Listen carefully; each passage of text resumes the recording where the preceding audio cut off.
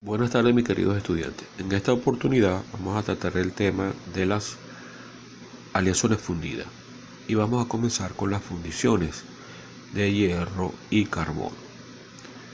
En estas presentaciones ya la hemos examinado durante los temas de nucleación y crecimiento, cuando verificamos y estudiamos la nucleación del grafito y el crecimiento. Pero en esta oportunidad nos vamos a concentrar en el capítulo 1, donde vamos a tener sus aplicaciones, las propiedades que debe tener este material en función de esas aplicaciones que vamos a utilizar,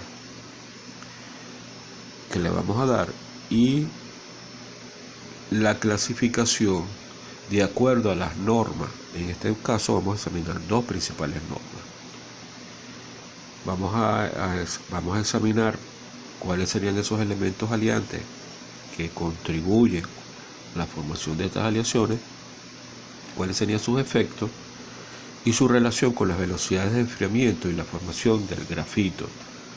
Recuerden que en este caso, entonces, al hablar de las fundiciones de hierro-carbono, su característica fundamental es la formación del grafito, en algunos casos la ausencia de este. Todos estos parámetros metalúrgicos los debemos controlar durante la solidificación. Y fundamentalmente vamos a conocer el concepto carbono equivalente y lo que eso significa para la caracterización y la fabricación de las respectivas aleaciones. Entonces aquí tenemos un diagrama general que nos coloca a las fundiciones en función del contenido de carbono y silicio. Es cierto que cuando hablamos de fundiciones estamos hablando de aleaciones hierro-carbono, pero entonces ahí vamos a tener que las fundiciones comerciales se caracterizan por la presencia importante de este elemento silicio.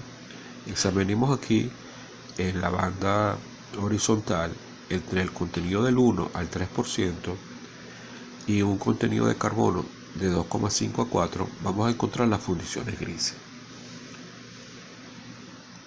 En el rango de 0,5 de silicio y 2% de silicio aproximadamente, y entre 1,8 y 3,5 de carbono, vemos que están las fundiciones blancas, white iron, y hay una zona donde ellas coinciden.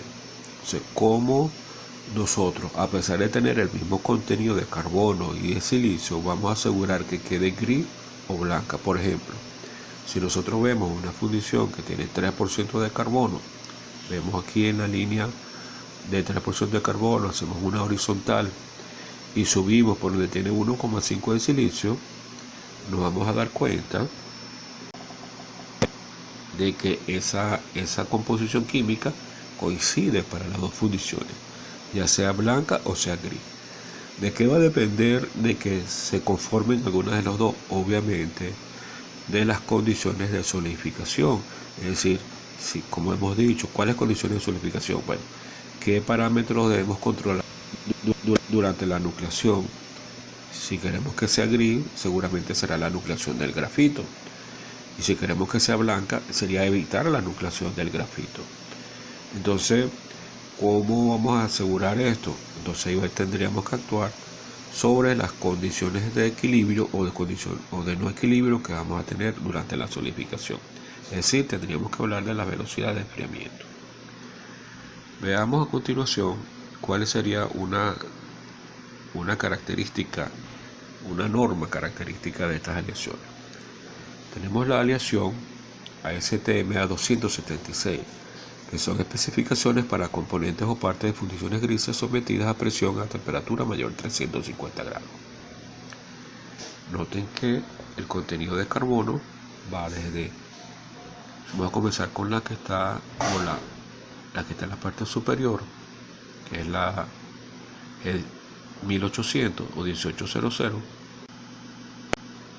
tendría un carbono de 340 a 370, y vamos viendo que en la medida que bajamos el cuadro, aumenta el tipo, o sea, el tipo de fundición pasa de G1800 a una G4000, y vemos cómo el carbono disminuyendo. En este caso el carbono mínimo para la G 1800 es 340 y en la G 4000 o G 4000 es 3,0. ¿Qué significa el G 1800? Si vemos aquí el esfuerzo máximo, vamos a tener que hay 18 KCSI, o sea 18.000 PSI. Para interpretar mejor este valor lo vamos a tener en kilogramos por milímetros cuadrados. Entonces vemos que en la medida que el carbono disminuye, fíjense bien la línea del carbono, vamos a ver que en la medida que el carbono disminuye, vamos a tener que la resistencia mecánica se incrementa, pudiendo llegar desde 12,66 kilogramos por milímetros cuadrados hasta 28 kilogramos por milímetros cuadrados. Pudiéramos recordar la resistencia mecánica de un acero, por ejemplo, un 1030 tendría una resistencia de 45 kilogramos por milímetros cuadrados. Tendríamos aquí que esta aleación estaría cerca de la media de un acero, de la mitad, del valor de la mitad de un acero. Si una aleación típica de fundición gris debe estar alrededor de los 18, esta que he indicado aquí como de 320 de carbono a 350, con un contenido de silicio que va de 2 a 240, y tendría un valor aproximado de 17,58 kilogramos por metro cuadrado. Esa sería una composición típica de una fundición gris. Veamos qué otras características tiene. Vemos aquí que la matriz es perlítica ferrítica, es decir, hay un contenido de perlita y mayor que el de ferrita, por eso decimos que sería perlítica ferrítica. Y observen que la dureza estaría en el rango de 170 a 229 brines.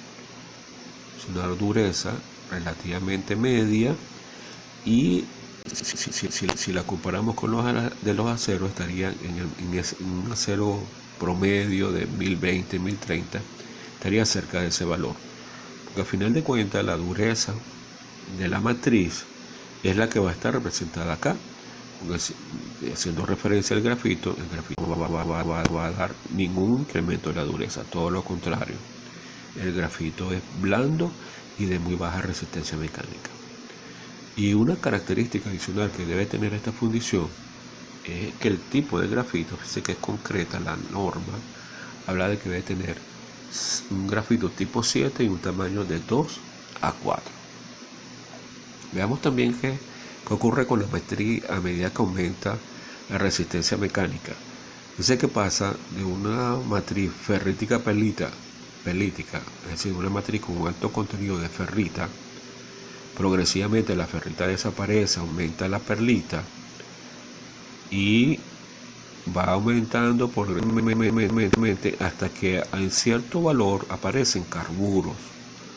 Dice que en la más alta vamos a tener perlita, una matriz 100% perlítica, más carburos primarios, y con ella estaríamos obteniendo las máximas durezas que pudiéramos obtener en este tipo de fundiciones, superiores a 300 brines. Fíjate que pudiéramos considerar que en términos generales estas fundiciones no deberían superar los 300 brines. Yo diría que prácticamente al hablar de carburos primarios ya tendríamos una fundición atruchada. Ahí están algunas consideraciones generales. Dice que es para partes y componentes de automóviles, camiones y tractores.